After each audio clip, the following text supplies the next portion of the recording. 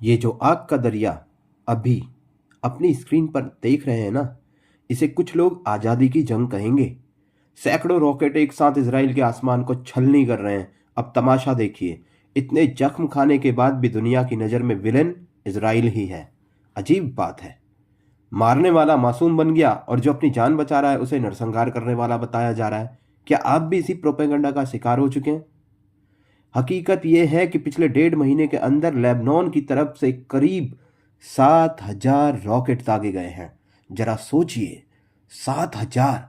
ये संख्या इतनी बड़ी है कि अगर इसे हम अपनी रोजमर्रा की जिंदगी से जोड़ें तो हर 10 मिनट में एक रॉकेट किसी के घर, किसी के स्कूल या अस्पताल को निशाना बना रहा है। ईरान के ड्रोन और मिसाइलें तो इस गिनती से बाहर है। हिजबुल्लाह ने इसराइल की सीमा को एक फायरिंग रेंज बना दिया है, जहां आम लोग चौबीसों घंटे मौत के साए में जी रहे हैं। अब इसराइल ने क्या किया? वही जो एक शेर करता है।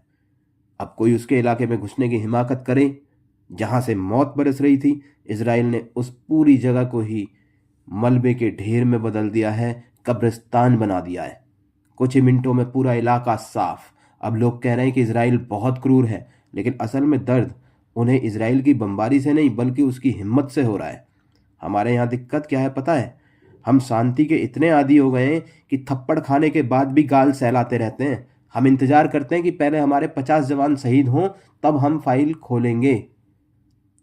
इसराइल की फिलॉसफी बहुत सिंपल है बॉस, पहला हमला होने ही मत दो। अब जरा पाकिस्तान का उदाहरण लीजिए। हाफिज सईद जैसा आदमी जिसे पूरी दुनिया आतंकी मानती है, वो पाकिस्तान की सड़कों पर खुलेआम चंदा मांगता है। वो चंदा किसी मस्जिद या स्कूल के लिए नहीं बल्कि हमारे जवान और उनकी छातियों में गोली मारने के लिए लिया जाता है। और दुख की बात क्या है, वहाँ के आम लोग जिन्हें हम बेचारा कहते हैं, वही लोग अपनी जेब से पैसे निकालकर इन आतंकियों के हाथ मजबूत करते हैं। जब घर के अंदर सांप पल रहे हो ना, तो दोस्त सिर्फ सांप का नहीं है, उसे दूध पिलाने वालों का भी होता है। अगर कल को हमारे पड़ोस से भी ऐसे ही रॉकेटों की बारिश होने लगे तो क्या हम इंटरनेशनल लॉ की किताबें पढ़ेंगे, या फिर उस जगह को हमेशा के लिए खामोश कर देंगे जहां से मौत आ रही है?